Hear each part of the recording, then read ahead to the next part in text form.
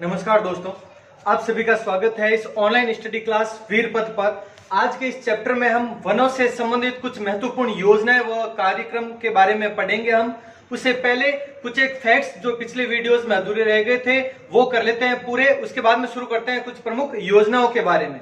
तो देखें कुछ इंपॉर्टेंट फैक्ट्स के बारे में। तो IUCN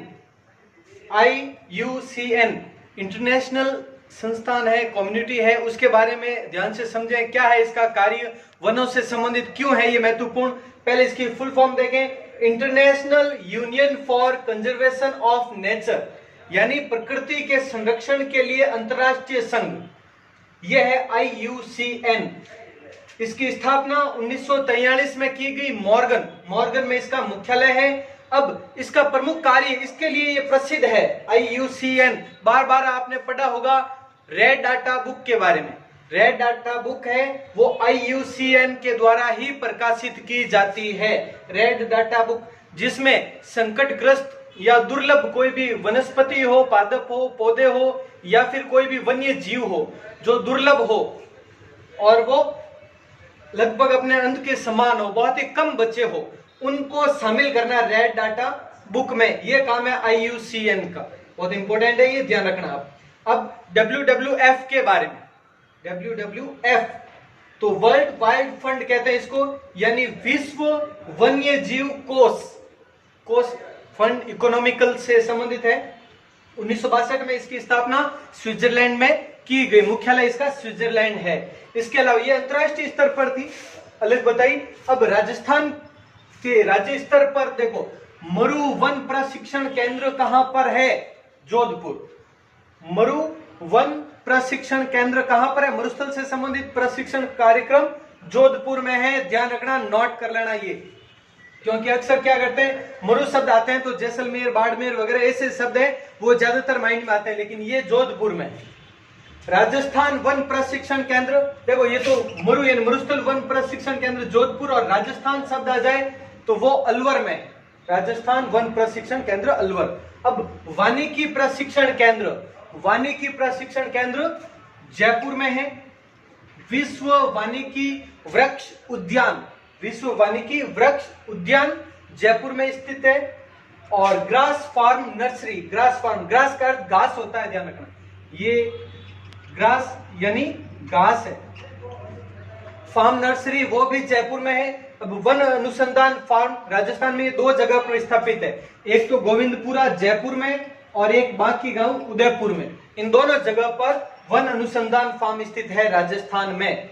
अब एक और महत्वपूर्ण है, ये देखो, पश्चिमी सीमांत प्रदेश यानी पश्चिमी राजस्थानी प्रदेश में वन्य जीवों के अंगों की तस्करी के लिए उनको रोकने हेतु 2010 में एक संस्था बनाई गई, एक संगठन बनाया गया जिसे स्टेट वाइल्ड क्राइम ब्यूरो कहा गया।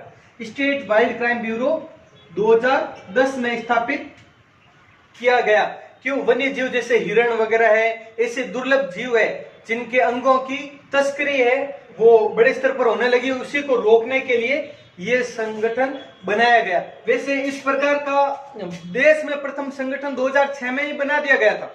उसके बारे में भी देखो आप, एक बना था भारत सरकार द्वारा वाइल्ड लाइफ क्राइम कंट्रोल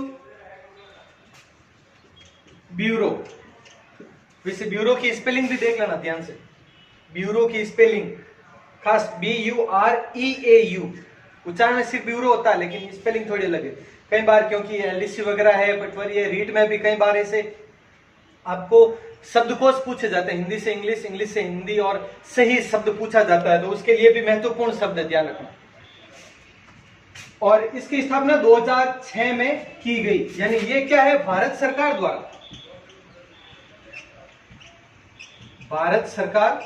द्वारा कब? 2006 में, और राजस्थान सरकार द्वारा 2010 में। ये भी दोनों अलग अलग पॉइंट ध्यान रखना आप। और इसका भी उद्देश्य वही वाइल्ड लाइफ यानी वन्य जीव जंतु वगैरह, क्राइम कंट्रोल ब्यूरो इसी से संबंधित है, तो ये भी ध्यान रखना। और इसी से संबंधित अधिनियम भी, वन्य जीव सुरक्षा अधिनियम भी 2006 में ही बना था। अधिनियम भी, अगर ऐसे किसी अधिनियम की बात हो तो वो भी 2006। क्लियर है? एक बार ये नोट डाउन कर लें, उसके बाद में हम कार्यक्रम और योजनाओं के बारे में बात करते हैं। अब करते हैं वनों से संबंधित कुछ कार्यक्रम और योजनाओं के बारे में चर्चा। तो देखो, सबसे पहला कार्यक्रम ये देखो, ईयर के हिसाब से करवा रहा हूं मैं आपको। सबसे पहले कौन सी योजना प्रारंभ हुई, वहां से अब तक की योजनाएं करवाऊंगा। तो सबसे पहले देखो, मरुस्थल वृक्षारोपण कार्यक्रम। मरुस्थलीय वृक्षारोपण कार्यक्रम कब प्रारंभ की गई ये योजना? 1978 में। 1978 में मरुस्थल के विस्तार को रोकने के लिए 10 जिलों में प्रारंभ। 10 जिले कौन से? 10 मरुस्थलीय जिलों में प्रारंभ की गई है ये योजना। और इसमें केंद्र और राज्य की हिस्सेदारी कितनी है? 75:25, यानी केंद्र सरकार के द्वारा इस पर लागत है वो 75% है और 25% है वो राज्य सरकार द्वारा। तो ये ध्यान रखना आप, मरुस्थलीय वृक्षारोपण कार्यक्रम। दूसरा है सामाजिक वानिकी कार्यक्रम। सामाजिक वानिकी कार्यक्रम में 1985-86 में प्रारंभ हुई ये योजना और ये पूर्वी राजस्थान के 15 जिलों में ये योजना प्रारंभ की गई। 15 जिले कौन से? पूर्वी राजस्थान के सब जिले। तो पूर्वी राजस्थान के 15 जिलों में प्रारंभ। 1994-95 में इसमें 4 जिले और शामिल कर दिए, तो टोटल कितने हो गए फिर? 19 जिले। अगर क्वेश्चन आता है कि सामाजिक वानिकी योजना प्रारंभ में कितने जिलों में शुरू की गई, तो 15 जिलों में। बाद में कितने जोड़े गए? 4 जिले।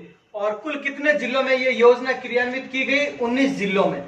अब वित्तीय सहायता 1990 तक तो अमेरिका की सहायता से मिलती रही और 1993 में फिर विश्व बैंक ने वित्तीय सहायता प्रदान करनी शुरू कर दी। तो इस तरह से ये है सामाजिक वानिकी योजना। इंदिरा गांधी नहर क्षेत्र वृक्षारोपण व चारागाह विकास योजना, जहां पर इंदिरा गांधी नहर क्षेत्र का ये विस्तार है, वहां तक ये योजना चलेगी। 1991 में प्रारंभ और 2002 में समाप्त हो गई ये योजना। 1991 से लगाकर 2002 तक ही क्रियान्वित रही। जापान की कंपनी जेबीआईसी के आर्थिक सहयोग से नहर क्षेत्र यानी इंदिरा गांधी नहर क्षेत्र में वृक्षारोपण हेतु प्रारंभ की गई थी ये योजना। इसके बारे में ये फैक्ट्स ध्यान रखें, बहुत महत्वपूर्ण है। अब चौथी योजना है अरावली वृक्षारोपण परियोजना। 1 अप्रैल 1992 को जापान की कंपनी OECF द्वारा अरावली क्षेत्र के वनों में वृद्धि हेतु 10 जिलों में प्रारंभ की गई। अब 10 जिले कौन से हैं उसके बारे में देख लो। कुछ पूर्वी जिले हैं, कुछ दक्षिणी जिले हैं। तो जयपुर संभाग के ये 4 जिले, जयपुर, अलवर, दौसा, झुंझुनू, सीकर को छोड़कर, तो ये 4 जिले हो गए। फिर नागौर है, पाली है और सिरोही है, 3 ये हो गए। फिर उदयपुर, चित्तौड़गढ़, बांसवाड़ा, 3 ये हो गए। तो कुल 10 जिलों में प्रारंभ की गई और 31 मार्च 2000 तक क्रियान्वित रही। देखो ये जो भी आंकड़े 31 मार्च तक माने जाते हैं, ये भी जैसे देखो अमेरिका ने वित्तीय सहायता कब तक की? 31 मार्च 1990 तक। विश्व बैंक ने कब से प्रारंभ की? 31 मार्च 1993 से। तो ये 31 मार्च का ध्यान रखना आप डेट में। अब देखो क्योंकि वित्तीय वर्ष है वो 31 मार्च तक चलता है, 1 अप्रैल से नया लागू, तो इसी कारण। अब अगली योजना है वन या वानिकी विकास परियोजना। वन या वानिकी विकास परियोजना 1995-96 से प्रारंभ हुई और 2002 तक क्रियान्वित रही। 2002 में ये बंद हो गई योजना। तो 95-96 से लगाकर 2002 तक जापान सरकार की सहायता से प्रारंभ की गई। और राजस्थान के 15, यहां पर विशेष ध्यान देना आप, गैर मरुस्थलीय जिले यानी मरुस्थल के अलावा जो जिले हैं उनमें से 15 जिलों में ये प्रारंभ की गई योजना है। तो ध्यान रखना इसके बारे में। तो ये हो गई 5 योजनाएं। अब अगली योजनाओं के बारे में करते हैं। पहले ये नोट कर ले, आप स्क्रीनशॉट ले ले। आगे की योजनाओं में देखें अब 6 नंबर है अभिनव परियोजना। अभिनव परियोजना 1995-96 में प्रारंभ की गई। इससे पिछली योजना हमने वन विकास कार्यक्रम योजना हमने जो पढ़ी थी वो भी 1995-96 में ही थी, ये भी। अब इसका प्रमुख उद्देश्य क्या है? शहरी क्षेत्रों में वृक्षारोपण हेतु प्रारंभ की गई। पहला कारण इसका है शहरी क्षेत्रों में वृक्षारोपण करना और दूसरा इसका प्रमुख उद्देश्य है वो जैविक उद्यान, बायोलॉजिकल पार्क का निर्माण करना। और इसी के तहत सबसे पहले जो नाहरगढ़ जैविक उद्यान जयपुर में स्थापित किया गया, इसी अभिनव परियोजना के तहत इसकी स्थापना की गई थी। नाहरगढ़ जैविक उद्यान की स्थापना अभिनव परियोजना के तहत ही की गई थी। और वैसे अभी वर्तमान में 3 जैविक उद्यान हो चुके हैं। अब जैव विविधता संरक्षण कार्यक्रम इसी से मिलता जुलता है। इसके बारे में देखो, इसके साथ ही प्रारंभ किया गया। ये जैविक उद्यान जैसे अभी बताया, एक तो हो गया अपना नाहरगढ़, ये कहां, जयपुर। एक है सज्जनगढ़ अभ्यारण्य और वहीं पर सज्जनगढ़ जैविक उद्यान भी है। कहां पर है, उदयपुर। और तीसरा है जोधपुर का माचिया सफारी पार्क। ये माचिया सफारी मृगवन भी है जोधपुर में प्रारंभ। तो देखो ये तीनों जैविक उद्यान है। इन तीनों जैविक उद्यानों के संरक्षण के लिए ये योजना प्रारंभ की गई, जैव विविधता संरक्षण कार्यक्रम। ध्यान रखना, नाहरगढ़, सज्जनगढ़, माचिया सफारी पार्क, इन तीनों जैविक उद्यानों के संरक्षण हेतु प्रारंभ कार्यक्रम कौन सा, जैव विविधता संरक्षण कार्यक्रम। क्लियर। नेक्स्ट, राष्ट्रीय बांस मिशन कार्यक्रम। राष्ट्रीय बांस मिशन कार्यक्रम है पूरी तरीके से भारत सरकार द्वारा लागू है, राज्य सरकार का इसमें कोई भी अंश नहीं है। ये बांस उसी बांस जो राजस्थान के आदिवासियों का हरा सोना कहलाता है, बांस उसी से संबंधित बात हो रही है, जो कि 100% भारत सरकार के वित्तीय सहयोग से प्रारंभ की गई। और कौन कौन से जिले हैं, बांसवाड़ा, उदयपुर, डूंगरपुर, चित्तौड़गढ़, बारां, सवाई माधोपुर आदि क्षेत्रों में। और बांस के बारे में पढ़ा था, तब हमने यही पढ़ा था, बांसवाड़ा, उदयपुर, डूंगरपुर, चित्तौड़गढ़ आदि क्षेत्रों में ये अधिकता से पाया जाता है। तो ये ध्यान रखना। उसके बाद में नेक्स्ट जो परियोजना है वो है हरित राजस्थान योजना। हरित राजस्थान योजना 18 जून 2009 को शिक्षा संकुल परिसर जो कि जयपुर में स्थापित है, वहां से इसका उद्घाटन किया गया। और उस समय मुख्यमंत्री थे अशोक गहलोत, तो अशोक गहलोत द्वारा इसका उद्घाटन किया गया शिक्षा संकुल परिसर जयपुर में। और राजस्थान को हरा भरा बनाने के उद्देश्य से उस समय इसका उद्देश्य चिन्हित किया गया, 2009 से 2014 तक राजस्थान को पूर्ण रूप से हरा भरा बनाना, ये इसका उद्देश्य रहा हरित राजस्थान योजना का। अब इसमें कुछ विशेष फैक्ट्स देखना, ये दोनों पॉइंट। इस योजना को नरेगा के सहयोग से चलाया गया, नरेगा से जोड़ दिया गया। यानी नरेगा में जैसे कि तालाब खुदवाना, ये सड़क बनवाना वगैरह ये कार्यक्रम है, इसके साथ साथ पौधे लगाना भी नरेगा में शामिल कर दिया गया। तो इसके तहत पौधे लगाए गए, वृक्षारोपण किया गया और वर्ल्ड रिकॉर्ड बनाया गया। डूंगरपुर के खेमारू गांव, एक बड़ा गांव, उस खेमारू गांव में एक ही दिन में 6 लाख पौधे लगाकर वर्ल्ड रिकॉर्ड, विश्व कीर्तिमान स्थापित किया गया था। तो ये भी ध्यान रखना आप, इसी योजना के तहत, हरित राजस्थान योजना के तहत ये सब हुआ। ये हो गई हरित राजस्थान योजना। जो इंपोर्टेंट फैक्ट्स है वही बता रहा हूं, पॉइंट टू पॉइंट। अब ये अंतिम योजना है राजस्थान वानिकी एवं जैव विविधता परियोजना। राजस्थान वानिकी एवं जैव विविधता परियोजना 2 चरणों में ये चलाई गई। पहला चरण देखें, प्रथम 2003-4 में प्रारंभ किया गया और 30 जून 2010 को ये प्रथम चरण समाप्त हो गया। और ये 18 जिलों में चलाई गई थी ये योजना। प्रथम चरण 18 जिलों में क्रियान्वित किया गया राजस्थान के। और दूसरे चरण की बात करें तो ये अक्टूबर 2011 में प्रारंभ हुआ और 2018-19 में समाप्त हुआ। और ये मरुस्थल के 10 जिलों में प्रारंभ किया गया था, 10 मरुस्थलीय जिलों में।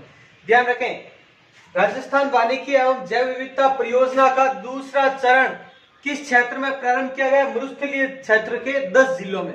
और ये पूरे राजस्थान के 18 जिलों में प्रारंभ किया गया। अब ये दोनों चरण, ये पूरी योजना है वो जापान की कंपनी JBIC के आर्थिक सहयोग से चलाई गई। दोनों चरणों को शामिल करने के बाद भी ये योजना के बारे में बात हो रही है। तो देखो ये योजनाएं होगी आज ये कंप्लीट। और वनस्पति वन्य जीवों से संबंधित ये अंतिम वीडियो था। इसके आगे वाला वीडियो है वो राष्ट्रीय उद्यानों के बारे में होगा। वनस्पति का हो गया कंप्लीट, आज 5वां चरण ये पूरा हुआ। अगला कल के वीडियो में हम राष्ट्रीय उद्यान पढ़ेंगे अगले वीडियो में। उसके बाद में वन्य जीव है 27 वन्य जीव अभ्यारण्य, उनके बारे में करेंगे, अखेट निषेध क्षेत्रों के बारे में करेंगे, मृगवन है, जंतुआलय है, उन सब के बारे में हम पूरा विस्तार से अध्ययन करेंगे। तो स्क्रीनशॉट ले ले पहले तो इसका आराम से। तो ठीक है, कंटिन्यू बने रहे, मिलते हैं अगले वीडियो में। जय हिंद, जय भारत।